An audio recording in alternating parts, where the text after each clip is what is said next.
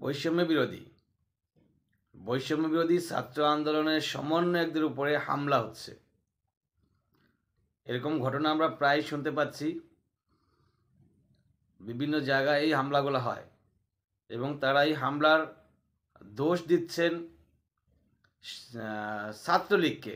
আওয়ামী লীগ, ছাত্রলীগ তাদের উপরে হামলা চালায়, এ ধরনের কমপ্লেন তারা করতেছেন। চট্টগ্রাম, আমরা জানি চট্টগ্রামে একজন সমন্বয়ক আছেন, কেন্দ্রীয় সমন্বয়ক খান তালাত মাহমুদ রাফি। সেই রাফির উপরে হামলা হয়।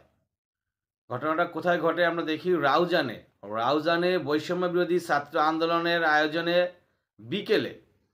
বিকেলে রাউজান উপজেলা অডিটোরিয়ামে গণ অভ্যুত্থান উত্তর বাংলাদেশ শীর্ষক আলোচনা সভা ও মত বিনিময় সভা আয়োজন করা হয়। এই অনুষ্ঠানে অতিথি হিসেবে ছিলেন চট্টগ্রাম জেলা সমন্বয়ক খান তালাত মাহমুদ রাফি ও রাসেল আহমেদ। এছাড়া রাউজানের সমন্বয়ক, জেলা নেতৃবৃন্দ, বিভিন্ন স্তরের প্রতিনিধিরা উপস্থিত ছিলেন। এক পর্যায়ে সমন্বয়কদের দাবি করে, তারা সমন্বয়ক দাবি করে 10-15 জন স্টুডেন্ট সেই অডিটোরিয়ামের ভিতরে প্রবেশ করে এবং রাফির সঙ্গে কথা বলার চেষ্টা করে। তখন আরেক পক্ষ এটা আপত্তি জানায় এবং সেখানে বাকবিতণ্ডা, একসময় গন্ডগোল শুরু হয়ে যায়। তো এই গন্ডগোলে তাদের দাবি হচ্ছে তারা রাফিকে আক্রমণ করে, রাফির উপরে হামলা চালায়। আরও অনেক সমন্বয়কের উপরে তারা হামলা চালায়, এ ধরনের দাবি উঠেছে।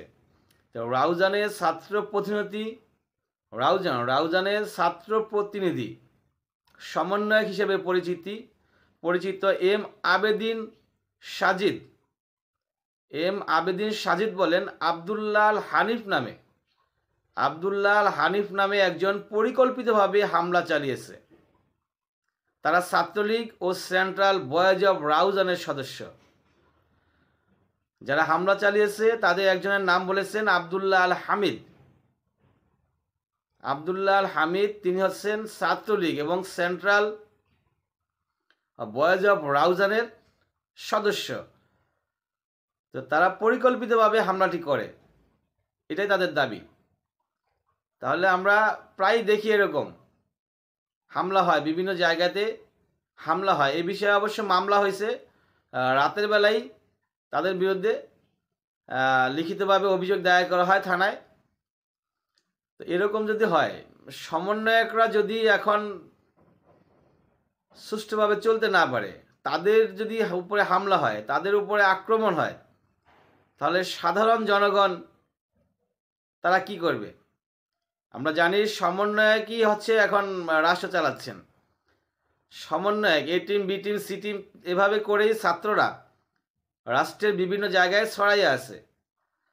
রাষ্ট্রের এক অংশ এ টিম, আরেক অংশ বি টিম, এভাবে ওরা রাষ্ট্র পরিচালনার দায়িত্বে আছেন। এখন যারা রাষ্ট্রের দায়িত্বে আছেন, পরিচালনার দায়িত্বে আছেন, তারা যদি নিরাপদ না থাকে, তাহলে আমাদের মতো সাধারণ মানুষ